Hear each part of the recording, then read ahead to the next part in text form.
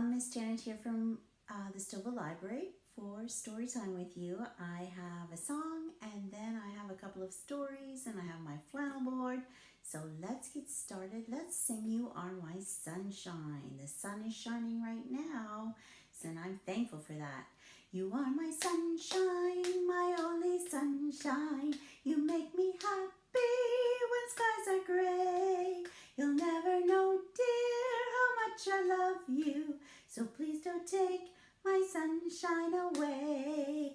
You are my sunshine, my only sunshine. You make me happy when skies are gray. You'll never know, dear, how much I love you. So please don't take my sunshine away. All right, good singing. And let's do, these are Grandma's glasses. So let's get out our glasses. So these are Grandma's glasses, and this is Grandma's hat, and this is the way she folds her hands and puts them in her lap. So now you're all ready for a story, and I'm going to start and read to you. This one's called The One and Only Ivan, Draw Me a Story. And it was written by Beth Ferry. The drawings are by Gonzola Kenny, and it was published by Disney Press. So we're going to read The One and Only Ivan, Draw Me a Story. So here I will get closer so that you can see the book. Ivan, who knows what Ivan was? It says Ivan was a gorilla, the only gorilla at the Big Top Mall. The mall was a strange place to find a silverback gorilla, but sometimes the most magnificent things are found in unexpected places. Interesting. The mall was Ivan's home, and he was happy there, mainly because it was filled with his friends. There was Thelma and Murphy, Henrietta, Frankie, and Bob. And then there was Ruby. All right, lots of friends. Ruby was the newest member of the Big Top, and she had a lot to learn.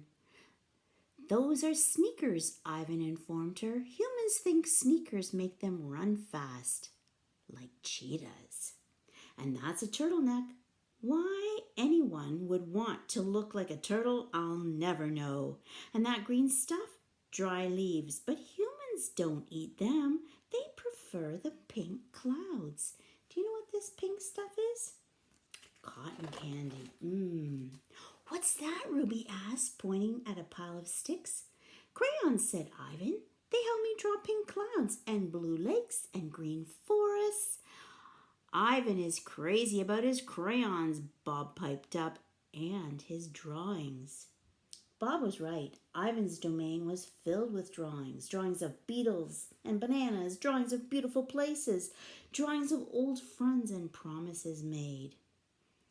Interesting. Draw me, Bob demanded.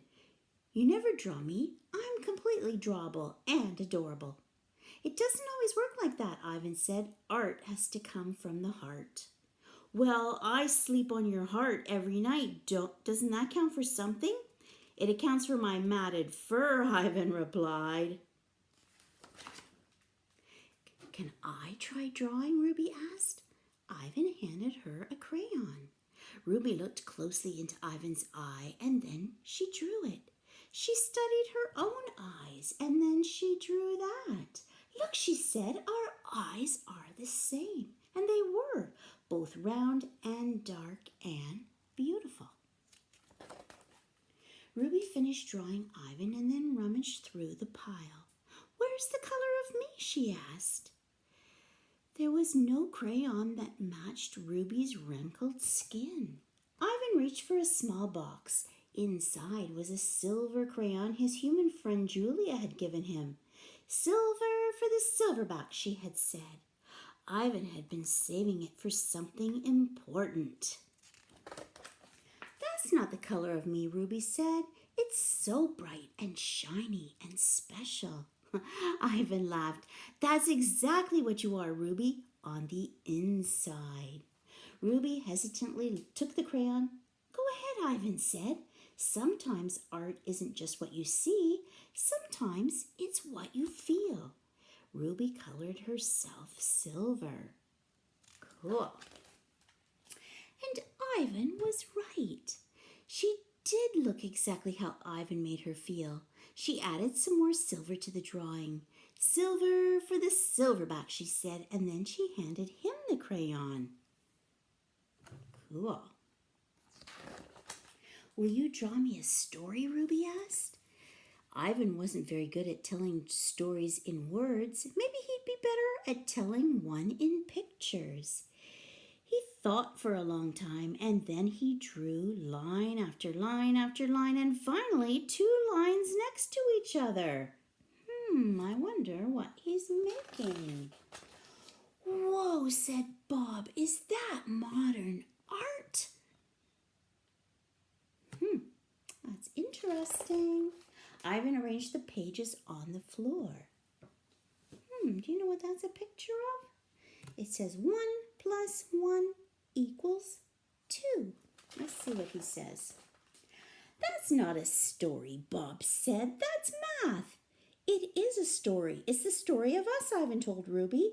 The one and only Ivan and the one and only Ruby, always 2 together. That's pretty awesome. Bob too? Ruby asked. Bob too, Ivan agreed. And Thelma and Murphy and Frankie and Henrietta, she added. That makes 7, Bob said. Let's count them. 1, 2, 3, 4, 5, 6, 7. Right on. It makes 1, Ruby corrected. 1 family. So there they are all together, and they're one happy family.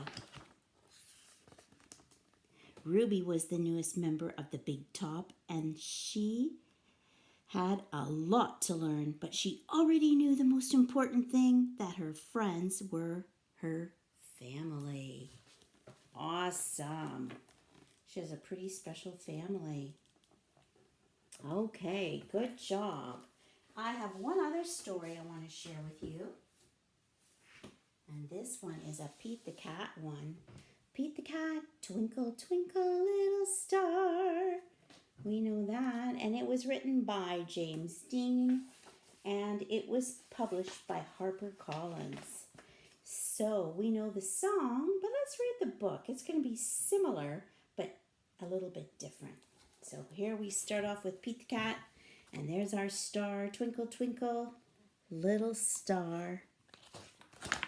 How I wonder what you are.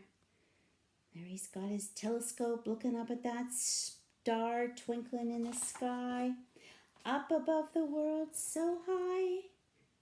Like a diamond in the sky. When the blazing sun is gone, so there it's setting. When he nothing shines upon. Then you show your little light, twinkle, twinkle, all the night. It's like fireflies. Cool.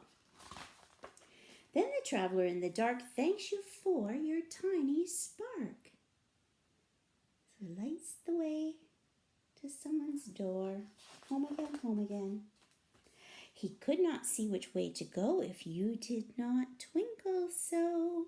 So Pete the Cat, he needed to go home and he needed to work on his spelling words. He had a whole list of words that he needed to be learning. In the dark blue sky you keep, and often through my curtains peep. So they're sitting there having their dinner and the stars are twinkling through the curtains. For you never shut your eye till the sun is in the sky. So the star keeps twinkling there. Pete the Cat's having his bath.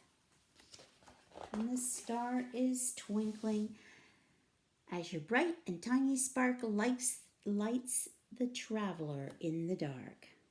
Pete the Cat's about ready to go to bed.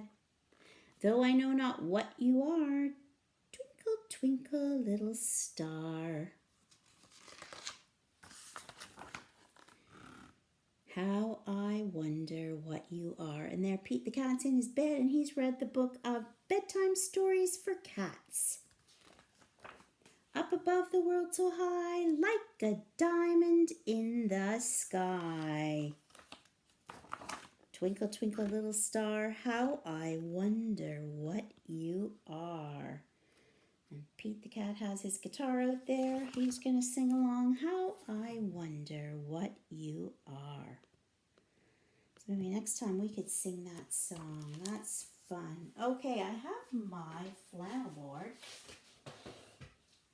And I'm going to put up some things that we think of in the fall time. And we're in fall right now. So you can help me. I'm going to put up, let's see, I'm going to put up, we'll put up this one first because everyone's going to know what that is.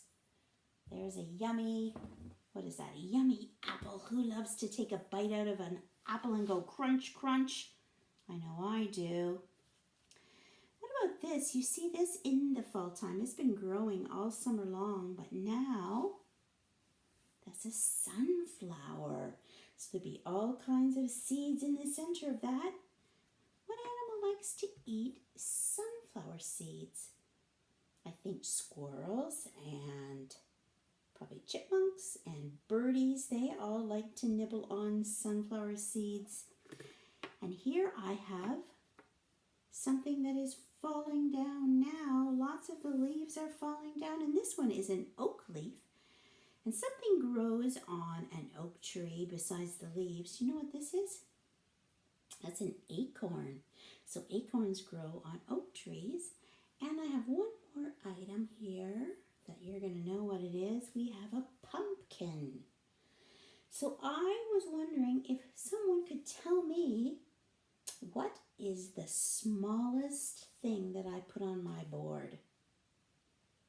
Okay, good job. It is. It's the nut. The acorn is the smallest. And who likes to eat acorns? I think the squirrels like to eat those too, and the chipmunks. And what do you think is the biggest thing I put up on the board? I think it's going to be a tie. A tie between our sunflower and our pumpkin. They're both pretty big. So good for you, friends. You just knew that perfectly. So I have a little rhyme we can say about apples. So I don't know if any of you have gone apple picking. So if you want to stand up, I'm going to sit down so you can see me. But it says, way up high in the apple tree, I saw two apples smile at me. So I shook that tree as hard as I could. Down came the apples. They were good. Who would like to take a big crunch, crunch, crunch, crunch out of that yummy apple? You love apples, I love apples, and apples are good for us, and fall time is the best time. You can get fresh apples and enjoy them. So I hope that you maybe go apple picking, or just go to the store and buy some apples and have an apple snack. Yum, yum. Okay, time's up, but I will see you again soon with another story. Have fun.